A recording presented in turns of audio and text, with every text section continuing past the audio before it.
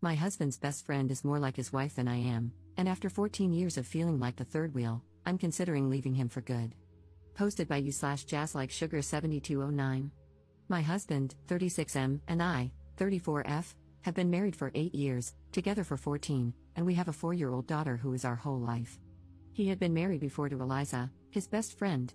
They married at 18, were together for 2 years, and then divorced.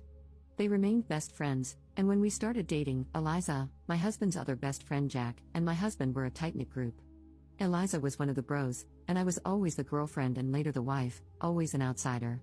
His 2 friends are single, so our house was always a place for them to crash. Ever since we moved in together, they would show up unannounced and do their own thing while I made snacks and full meals. For the first year, I tried my best to integrate into their clique, but it never worked out. It was always awkward, and I felt like I was inserting myself where I didn't belong, so I stopped trying and relegated myself to being a great host and letting them do their thing. I didn't notice at first, but over the years, resentment has built up. I feel like a 1950s housewife serving drinks and lighting darts for the men. My husband on his own is amazing, and I love him. He has been a great partner and my best friend during these 14 years. The problem is, I'm not his best friend, Eliza is. Every single thing that happens in our life has to be discussed and analyzed with Eliza. Early in our relationship, I got pregnant. I took the test late at night, and we were really scared. Despite this, he was so reassuring, holding me the whole night and telling me he was ready to do whatever I wanted. I said I needed time to really think about it. The next day, we went to our classes and agreed to meet for lunch. When we met, he asked me how I was feeling, then told me he had the contact information for a doctor who performed terminations. It was illegal back then. I asked how he found one so quickly when I wasn't even sure what I wanted to do. His answer? He called Eliza early in the morning, and she had a friend who knew someone. I felt so betrayed because this was something deeply personal to me, and he went and shared it with someone else. Not just someone else, it's Eliza, come on, he said. In the days that followed, every time I saw him, he had new information from Eliza and Eliza's friend. I was so confused and scared, and Eliza convinced my boyfriend we needed to act fast because it would be easier. Under so much pressure, I agreed. Long story short, it was a terrible, unsanitary clinic, and I almost died. To this day, I don't know if I should have kept the baby or not. But it's better not to dwell on it. When my boyfriend proposed, Eliza was fake mad that he hadn't told her first. The only way to placate her was to make her his best man, even though my husband had a male best friend. Every little or major event in our life turns into, yeah, I'm going to tell Eliza now, you know how she gets. I was SA'd as a child and told my husband about it. He was the first person I ever confided in. Months later, Eliza and I were alone in our kitchen, and she started talking about something she'd heard on the news about a girl raped by a family member. Then she hugged me. When I started trying for a child and got pregnant, I asked my husband to keep it between us for a little while. It was Wednesday. By Sunday, when I saw Eliza, she congratulated me. I ended up miscarrying. I started looking for a doctor to help me deal with my depression, again, something I wanted to keep private. Eliza was so understanding. When I was pregnant with my daughter, Eliza came to me full of advice on things I should do. I told her to mind her own business, which really hurt her feelings. I stood my ground and told my husband I wasn't going to raise my child with Eliza's input and didn't want to hear any advice from her. This turned into a big fight with my husband because I was rude and Eliza was family and already considered herself an auntie. That was the only time I gave my husband an ultimatum: Eliza better keep herself away from my motherhood, or I will leave. Now, my resentment has reached the point where I don't want her near me, my house, or my husband. I feel like she is more married to my husband than I am. My whole life feels like I'm living in a best friends to lovers drama. I'm not sure why I'm writing this. Probably because I'm sitting alone in a coffee shop thinking how much I want my husband to just be my husband, not make me feel like a lame love interest in someone else's epic love story. In the past, my husband thought I was being childish. Despite loving him, I can't keep being married like this. I don't feel I can trust him to talk to me without involving Eliza, and I don't want to issue another ultimatum. Update 1 month later. I'm going to start by saying how thankful I am to everyone who showed grace on my last post. This isn't a happy update. If anything, welcome to the pity, angsty train. After writing my post and reading how most people felt about it, my head was full of doubts and sadness. Your opinions weren't a surprise since most of my friends and family had voiced the same at some point. I guess I'm too slow and need to be punched harder to understand. A few days after my post, I took a pregnancy test, and it was positive. Having a large family is what we always wanted, and ever since my termination, I've been left with a feeling of having empty arms. Holding my daughter in my arms felt like being whole again, and I knew I needed to grow my arms even more to hold my new baby too. But after the initial happiness, an ugly feeling started to grow in my stomach. I didn't want Eliza in our life. It felt like taking off my innocence glasses, and I was finally able to see her, really see her. How every smile was so damn fake, how every compliment was always mean-spirited or a veiled self-compliment. Nice potato salad, it was great. Oh, remember, to my husband, that potato salad I made? It was kinda unbelievable blah blah blah, or, nice outfit, I love how confident you are. I can't leave the house without making sure my outfit is flawless. Her reaction to my first pregnancy, my wedding, our travels, my second pregnancy, buying a house, how everything that should have been between my husband and me always included her, as if our life were a play she should write and direct. On our first Christmas together, she came over while we were decorating. With all her positive critiques, I ended up sitting in a corner drinking wine while she and my husband decorated. She's always here. And by here, I mean in my life. She has a say in everything in my life, to the point that when my husband voices his opinion, I can tell when it's his words and when it's Eliza's. I'm not saying that since I wrote the last post, everyone turned into ultimate evils, but thinking and rethinking about my life with my husband, I realized I've always been a passive character. It's like my husband got himself a pet, and he and Eliza are going to be endgame when they both realize they never stopped loving each other. Some of you, like my sister, will say I'm dormant. I guess I am. I've let this go on for so long that it's become normal. My life isn't bad, my husband hasn't been a bad husband, and Eliza isn't so bad at the bars that she hasn't tried to kill me yet. I know it's clear to all of you, but to me, this has been my life for years, my day-to-day. I've learned to look away and make myself small so I don't make others uncomfortable. Maybe because I'm pregnant and hormonal, but I'm tired of this. I love my husband, but I feel he can't fully love me with Eliza whispering in his ear and him running to please her like a golden retriever. After all that thinking and rethinking, I sat my husband down and told him we needed to set some strong boundaries because our marriage wasn't working. I didn't feel loved or respected as a wife or even as a person. I explained more or less what I've written here. My husband denied everything and tried to explain himself, saying Eliza was like a sister to him. I said even siblings have boundaries. It went back and forth, with him making me doubt whether I was, in fact, trying to control who was or wasn't in his life. He even joked about whether he'd need to sneak away to have a drink with his friends. For a moment, I wondered if I was, in fact, crazy. But I stood firm. If he wanted to keep this marriage, Eliza needed to be gone from our life. At first, I thought low contact would be enough, but seeing his reaction, I knew that wouldn't work. Maybe I wouldn't see Eliza, but he certainly would, and I would be antagonized and mocked. Honestly, knowing this made me realize my marriage was over. So I pressed with important questions. What were his real feelings? Why did they divorce if they were so hung up on each other? Why hadn't he left me sooner? Why not leave me now? Did he love Eliza more than me? Why? What was it about her?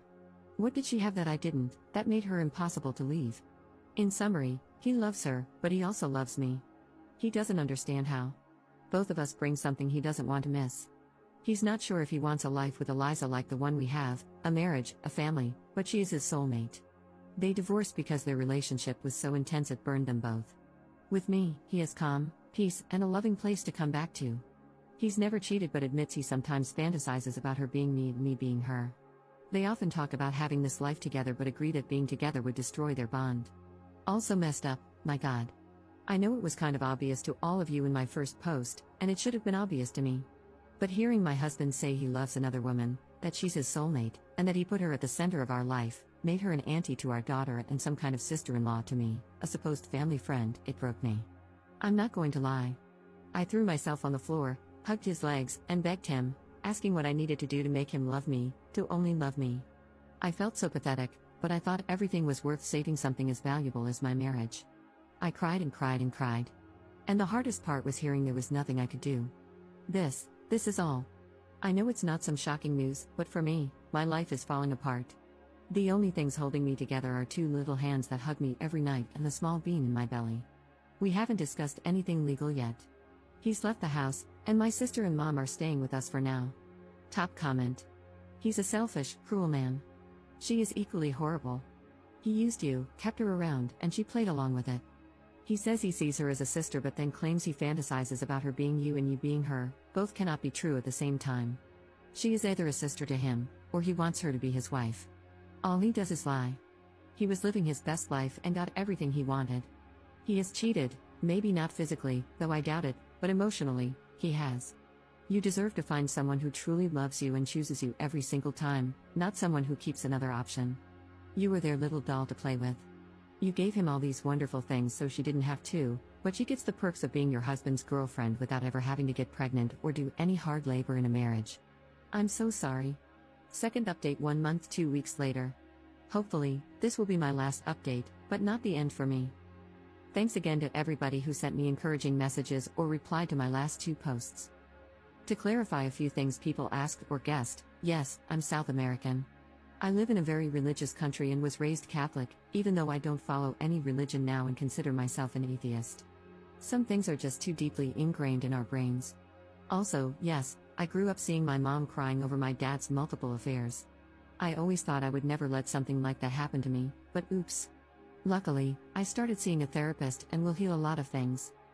One of the very first things I discussed with my therapist was my termination, how deeply it hurt me and how big an impact it had on my mind.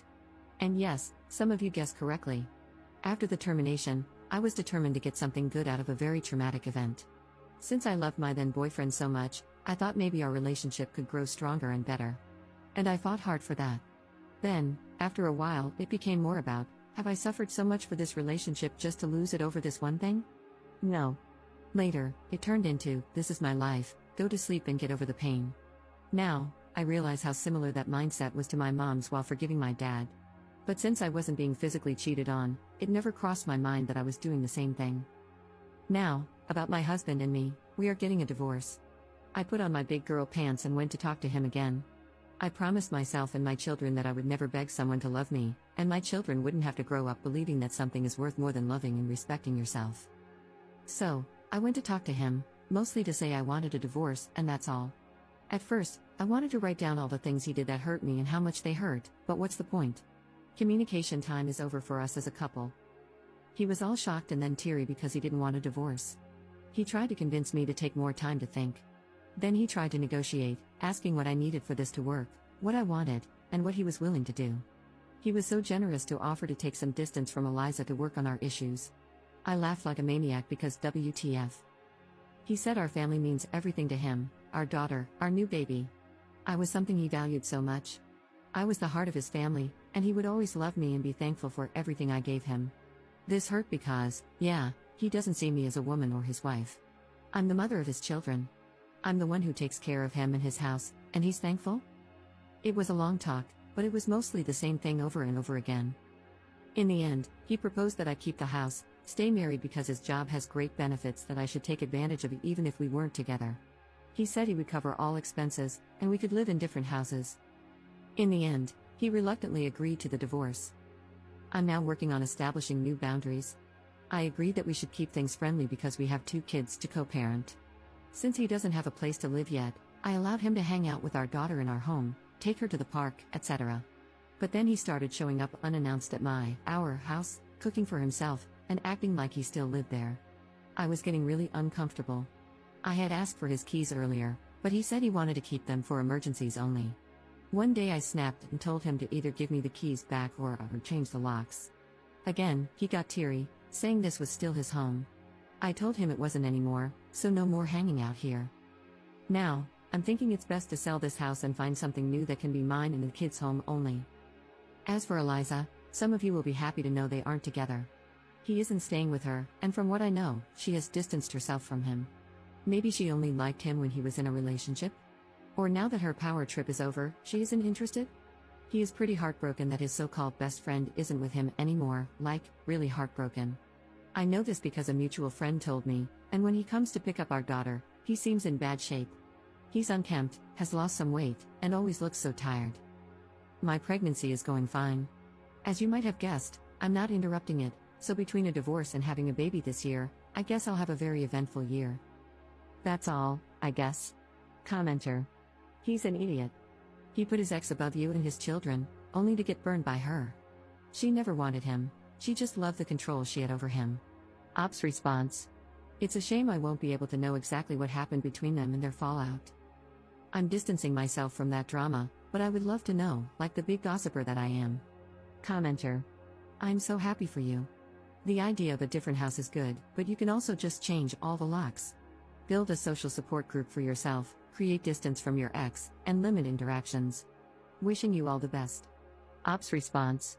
I think the new house will be the best, without any sad memories, just a fresh start.